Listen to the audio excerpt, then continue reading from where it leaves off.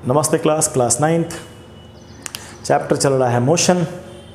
ठीक, इमोशन के साथ आप और हम तब जुड़ पाएंगे जब आप डे फर्स्ट से हमको देखते चले आ रहे हैं हम क्या पढ़ा रहे हैं। जो नए बच्चे हैं उनके लिए बता दें कि ये पहला वीडियो नहीं है, per day 8 o'clock around 8 o'clock हम लोग वीडियो डालते हैं।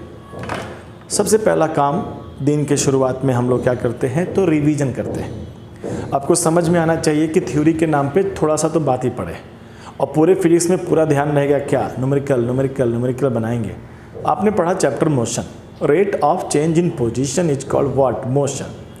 चेंज इन पोजीशन को आप डिस्टेंस और डिस्प्लेसमेंट दोनों तरीक़ों से नाप सकते हो, और जब आप इसमें बाई टाइम कर देंगे तो स्पीड एंड वेलोसिटी हो जाता है। तो दो फार्मूला आपको मिल गया। पहले एक बड़ा फार्मूला करते हैं, एवरेज स्पीड बराबर व्हाट, एवरेज स्पीड बराबर total distance by total time. कई सारे सवाल बनते हैं। डन। यूनिट का काफ़ी ध्यान रखिएगा, मिनट में दिया है, सेकंड में दिया है, आवर में दिया है, मीटर पर सेकंड लिख रहा है कि किलोमीटर पर सेकंड लिख रहा है कि किलोमीटर पर आवर लिख रहा है। यूनिट पर ख्याल कीजिएगा, छोटे से छोटे सवाल पूछे जाएंगे। बस यूनिट का अगर आप ख्याल नहीं करते हैं तो प्रॉब्लम हो सकता है। और आगे बढ़ते हैं क्या, तो हमने थोड़ा सा न्यूमेरिकल बनाकर आगे बढ़ा तो हमने देखा कि दो तरह का मोशन कोई ऑब्जेक्ट शो कर सकता है। नंबर 1, अपना स्पीड कभी बदले ही नहीं, एक समान चलते रहे, यूनिफॉर्म मोशन। लेकिन ऐसा प्रैक्टिकली पॉसिबल है नहीं, तो कभी स्पीड ज़्यादा कभी स्पीड कम होता है। तो हमारे पास अलग तरह का मोशन जो कि यूनिफॉर्म नहीं है, नॉन यूनिफॉर्म मोशन। और इस नॉन यूनिफॉर्म मोशन में एक नए फिजिकल क्वांटिटी का जन्म हुआ, उसका नाम रहा एक्सीलरेशन। एक्सीलरेशन क्या है तो rate of change in velocity की स्पीड जब बदलेगा या तो बढ़ के या तो घट के, दो बातें। तो इसीलिए हम लेके वर्ड आए क्या, वेलोसिटी। तो वेलोसिटी में चेंज होगा, तो पहले जो भी वेलोसिटी था बाद में क्या हो गया, अगर दोनों में डिफरेंस है तो वो नॉन यूनिफॉर्म मोशन है। और ये होने में थोड़ा समय ज़रूर लगा होगा, समय के लिए वर्ड रेट है। ठीक, फॉर्मूला बना A बराबर B minus U by T. और हमने देखा कि कभी गाड़ी का स्पीड बढ़ता है तो वो A का वैल्यू प्लस में आता है, और कभी गाड़ी का स्पीड घटता है, ब्रेक लगाने पे गाड़ी रुकता है तो A का वैल्यू माइनस में आता है।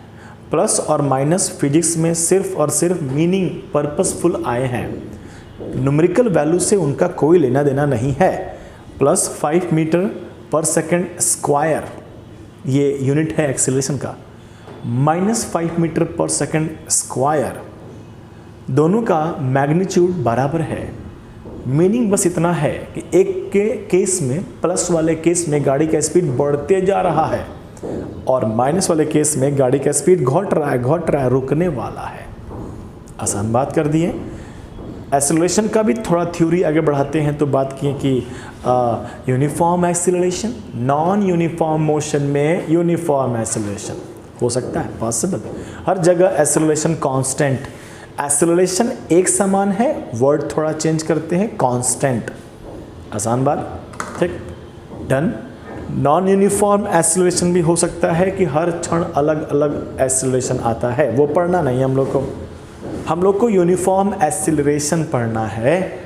तो उसमें हम लोग के पास 3 फार्मूला पटक के दे दिया गया, याद करिए। S बराबर ut plus half AT square, B square minus U square बराबर 2AS, भी बराबर U प्लस AT। इन तीनों फार्मूला में 5 फिजिकल क्वांटिटी है। डिस्टेंस के नाम पर S, डिस्प्लेसमेंट के नाम पर S, U और V initial final speed, velocity. मेरे मुंह से बार बार स्पीड निकल जाता है, समझिएगा, वेलोसिटी। अब हम एक्सेलरेशन में बात करने वाले हैं तो सब वेलोसिटी ही है, वेक्टर क्वांटिटी। ठीक, और आगे बढ़ते हैं। टाइम है T, एक्सेलरेशन है A। 5 फिजिकल क्वांटिटी रहते हैं, 3, इन पाँचों में से कोई भी 3 पता रहेगा तो बाकी दोनों निकल जाएगा, दैट्स इट। इतना ही हम लोग किए हैं। ठीक, और हमने कहा है लास्ट वीडियो में कि आप किसी भी प्रकार का सवाल आप बना सकते हैं। तो आज भी हम लोग सवाल बनाएंगे। ठीक, तरीका थोड़ा बदलते हैं। क्वेश्चन लिखने में हाथ दर्द कर जाता है मेरे भाई। हम क्वेश्चन बोलते हैं, पहले आप लिख लीजिएगा, वीडियो को पॉज करिएगा, लिखिएगा, फिर ऑन कीजिएगा तो थोड़ा और बोलेंगे, हम फटाक से बोल देंगे, टाइम बचाना है। ऑनलाइन क्लासेस का कुछ बेनिफिट भी तो है, उसे भी तो उठाना है। तो क्वेश्चंस लिखिएगा। पहले एक सिंपल सा पुराना बात यूनिफॉर्म मोशन वाला में से एक सवाल बनाया जाए, अब फिर हम लोग प्रैक्टिस करेंगे नॉन यूनिफॉर्म मोशन यानी एक्सेलरेटेड मोशन की बात करेंगे। ठीक, शुरू करें। क्वेश्चन लिखिए।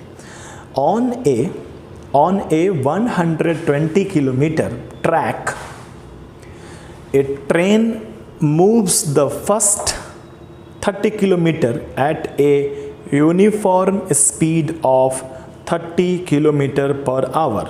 Full stop. How fast must the train travel in the next 90 kilometer so as to have average speed 60 kilometer per hour for the entire trip? Question mark. Done. Video आप pause कर लीजिए, अगर आप बना सकते हैं 2 minute तो video pause कर लेना चाहिए अभी, मतलब क्वेश्चन अपने पूरा बता रहा, वीडियो पॉज है और आप 2 मिनट खुद अटेम्प्ट लेते हैं, 3 मिनट खुद अटेम्प्ट लेते हैं कि सर कैसे बनेगा, सवाल क्या है।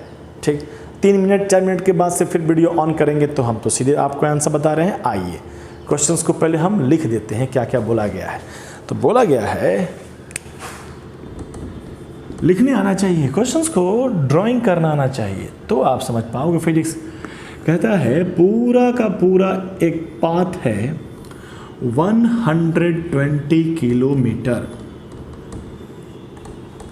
ठीक, इसका पहला 30 किलोमीटर, फर्स्ट मान लीजिए 30 किलोमीटर जो है वो एक ट्रेन है, वो क्रॉस करता है इसको, मतलब चलता है 30 किलोमीटर पर आवर।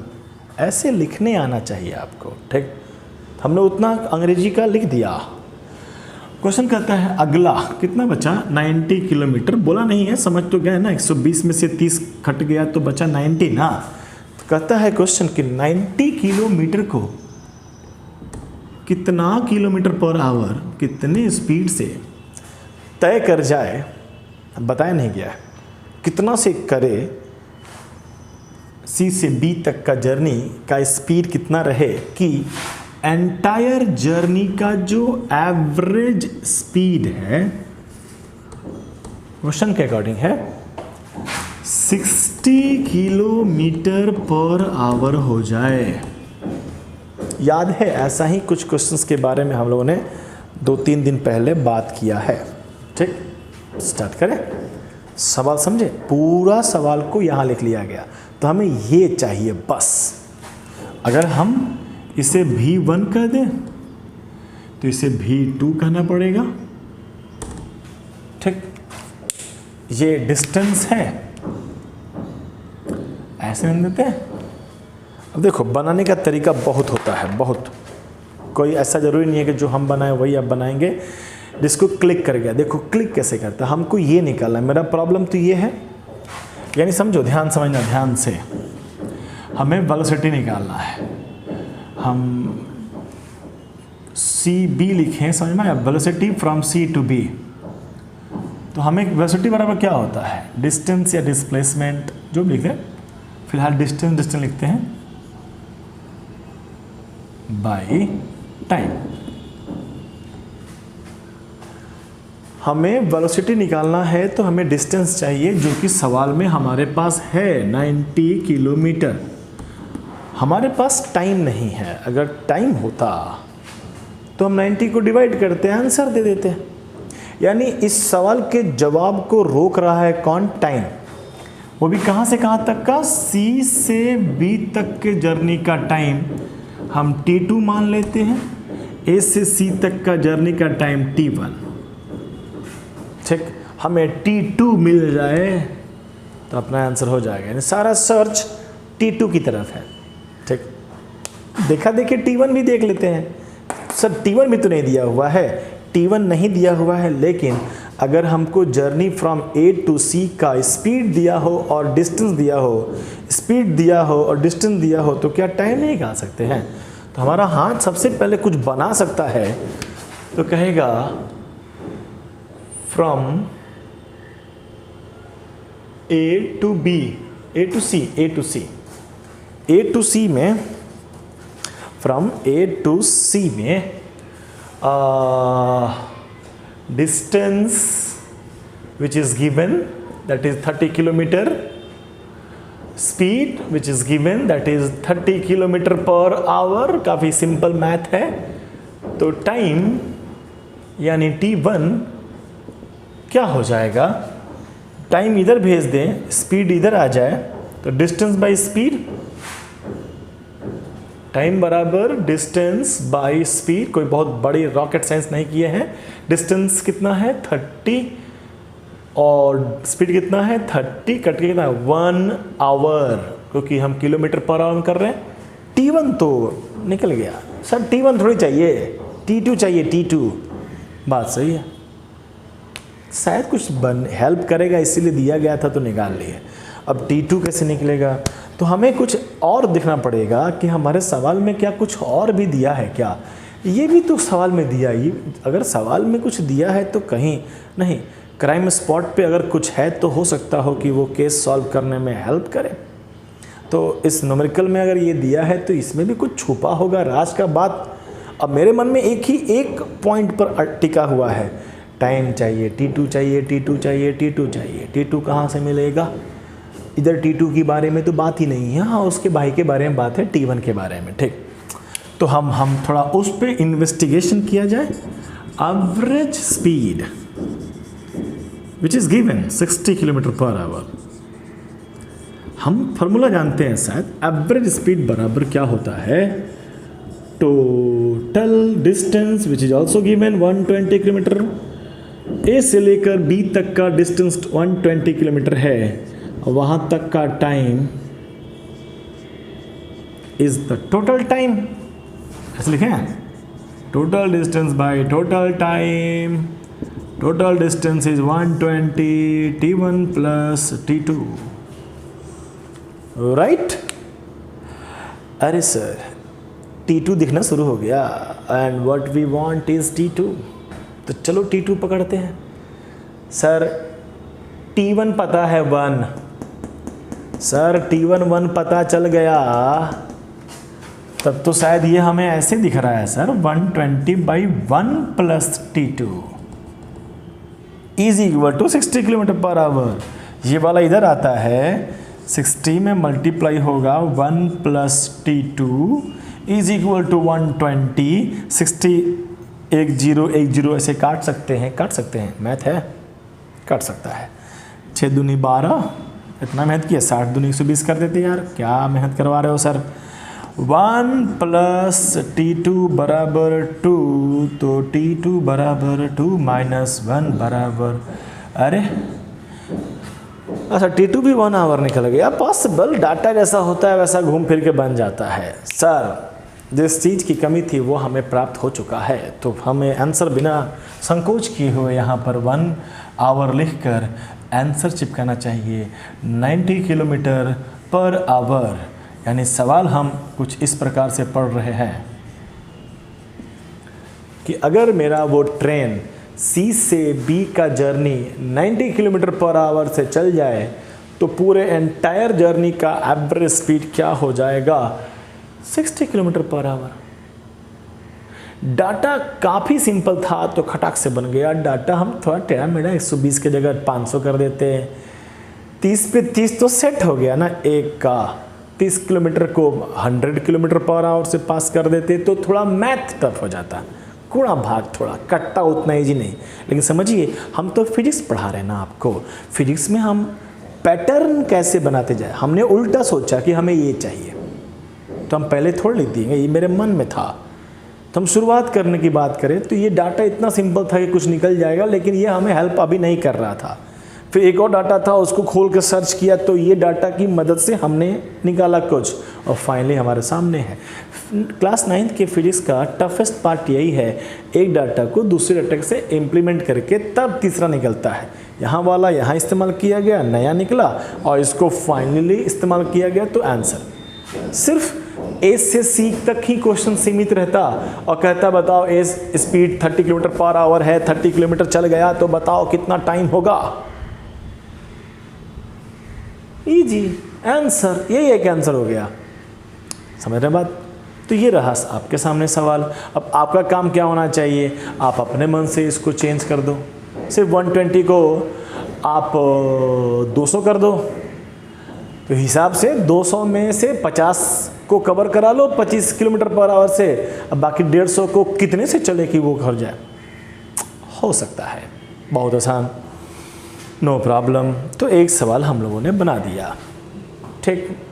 छोटा सा वीडियो बना, बिल्कुल छोटा सा वीडियो बना, ठीक। हम एक और 5 मिनट का पार्ट को हम फटाफट कर लेते हैं, ठीक। आप उतार लेंगे, हम जादू करके गायब करें, टाइम तो हम बचाएं कम से कम। चलिए, जादू हो गया, गायब।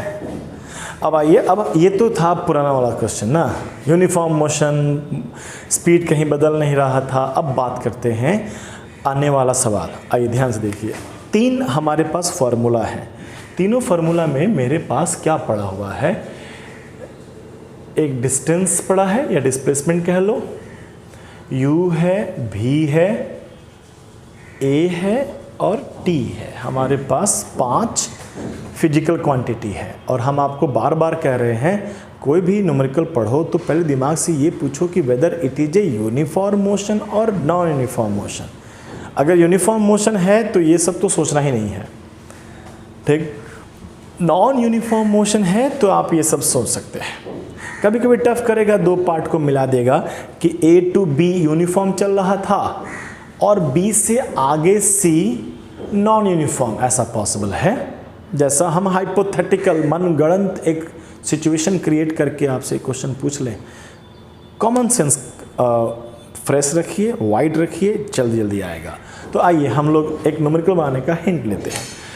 हमारा ये डिस्प्लेसमेंट है, डिस्टेंस है, हम न्यूमेरिकल बनाएंगे तो जो भी मैथ में लिखा रहेगा वो मैथ का डाटा हमें हेल्प करेगा उसके यूनिट से। अगर हमें कहीं पर भी मीटर दिखता है, हम समझ जाएंगे मेरे पास S दिया हुआ है। हमें U और V में के पहचान के लिए मीटर पर सेकंड दिया हुआ रहेगा, एक्सीलरेशंस के लिए मीटर पर सेकंड स्क्वायर और टाइम के लिए सेकंड। टाइम अगर मिनट में दिया है तो आप उसे कन्वर्ट कर लें, वेरी इंपॉर्टेंट। तो यूनिट का ख्याल करके, दिख रहा है ना, यूनिट को देखकर आप बता सकते हो कि कौन सा डाटा दिया हुआ है और उसी डाटा के आधार पे 5 डाटा में से 3 डाटा हमें चाहिए। किसी भी कीमत पे सवाल में 3 डाटा होगा तभी आप बना सकते हैं। तो तुम क्वेश्चंस 1 बार पढ़ो, 2 बार पढ़ो, 4 बार पढ़ो, तुमने आइडेंटिफाई कर लिया कि इन 5 में से 3 कौन कौन दिया हुआ है, तो बाकी 2 आसान है, गुणा भाग करके कोई ना कोई फार्मूला पे बैठ ही जाएगा, ठीक। अब टफ पार्ट की बात करते हैं। टफ ये थोड़ा समझिएगा, दोनों का यूनिट मीटर पर सेकंड है। अगर सवाल में 2-2 बार मीटर पर सेकंड दिया है तो समझ जाइए कि एक u है और एक v है। जो पहले दिया होगा u होगा, जो बाद में दिया होगा v होगा, अदरवाइज थोड़ा समझना होगा, ठीक। एक के बारे में थोड़ा ख्याल कर लीजिएगा, इसमें प्लस और माइनस का। अगर ऑब्जेक्ट का स्पीड या वेलोसिटी इंक्रीज हो रहा है तो एक्सेलरेशन पॉजिटिव होगा, अगर स्पीड डिक्रीज हो रहा है, कभी कभी सवाल फंसा देगा, वहाँ ब्रेक ले देगा। गाड़ी ने ब्रेक लगाया तो स्पीड तो घटेगा ही, कॉमन सेंस। तो वहाँ जो भी ए का वैल्यू होगा, अगर सवाल में दिया है 5 मीटर पर सेकंड स्क्वायर से रिटार्डेशन होता है, तो काफ़ी आसान सवाल पूछ रहा है। आप रिटार्डेशन का मीनिंग समझकर ए बराबर -5 लिखेंगे, माइनस आपने छोड़ा, सब बर्बाद। ख्याल, ठीक। इधर ध्यान दीजिए, कभी कभी सब थोड़ा टफ करेगा। आप पूरा न्यूमेरिकल पढ़ रहे हैं और आपको 2 ही डाटा मिला है, एक डाटा है ही नहीं, एक डाटा है ही नहीं। बिना 3 डाटा का सवाल बनेगा ही नहीं। तो तीसरा डाटा को लैंग्वेज में छुपाया जा सकता है। कैसे?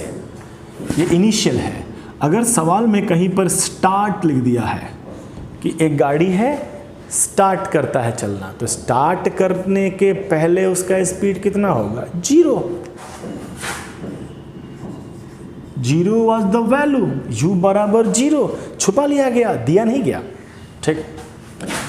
या फॉल, फ्री फॉल, ऊपर से एक ऑब्जेक्ट को गिराते हैं, यहां से जैसे छोड़ोगे तो फॉल करने के पहले गिरने के जस्ट पहले वो तो रुका हुआ था ना, अगेन 0, तो ये लैंग्वेज में लिख देगा और यू दे दिया, एक डाटा छुपा लिया। सिमिलरली अगर गाड़ी चलते चलते स्टॉप या ब्रेक लगाया गया, ब्रेक लगाकर गाड़ी रुक गया, क्वेश्चन में कहेगा और गाड़ी रुक गया, गाड़ी रुकेगा तो गाड़ी बाद में रुकता है कि पहले रुकता है? ब्रेक लगाने के बाद रुकता है ना, तो भी इज व्हाट 0। यही आप थोड़े बहुत गड़बड़ा जाओगे तो न्यूमेरिकल बनाने में परेशानी होगी। भी बराबर 0 कब? जब गाड़ी रुक जाएगा तब। ब्रेक लगाने के बाद गाड़ी रुकता है, कभी कभी बच्चा सब u बराबर 0 कर देगा और तब ब्रेक लगाएगा। सोचो, इनिशियल वेलोसिटी 0, गाड़ी चला ही नहीं है और तुम ब्रेक लगा के उसे चला दोगे, मतलब अगर तुम गलत डाटा ले लेते हो तो। ठीक, और एक और बात करते हैं, जैसे यहाँ ये थोड़ा अलग बात है, हमने छोड़ा, नीचे आके गिरा, तो जस्ट ऊपर छोड़ने के जस्ट पहले उसका स्पीड 0 था। ध्यान दो, इसको हम ऊपर फेंकेंगे, ऊपर ऊपर गया, हम फेंकें तो यहाँ तक जाकर रुका ना। जैसे जैसे ये किसी को हम ऊपर फेंकेंगे तो जैसे जैसे ये ऑब्जेक्ट आगे की तरफ जाएगा, ऊपर की तरफ जाएगा, वैसे वैसे इसका स्पीड घटते जाता है, घटते घटते घटते घटते घटते घटते ख़त्म, तो मैक्सिमम हाइट पे वो रुक जाता है और तब नीचे आता है। तो कभी कभी सवाल में मैक्सिमम हाइट लिख देगा, तो एट मैक्सिमम हाइट मतलब समझ गया दिमाग, मैक्सिमम हाइट कब होगा?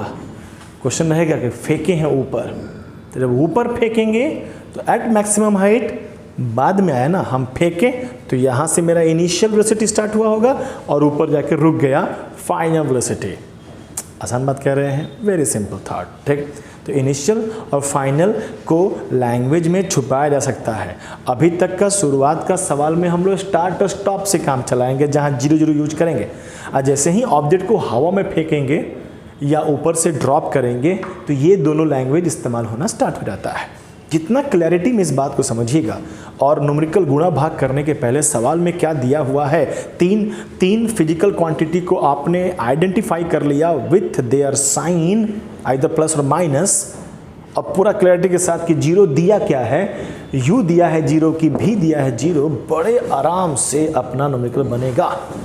ठीक, अभी जहाँ नहीं है 5 मिनट का ब्रेक लेते हैं, दिमाग को सुस्ताओ और फिर तुरंत 5 मिनट के बाद मिलो, इक्का दुक्का सवाल बनाते हैं इसके ऊपर। धन्यवाद, मिलते हैं तुरंत।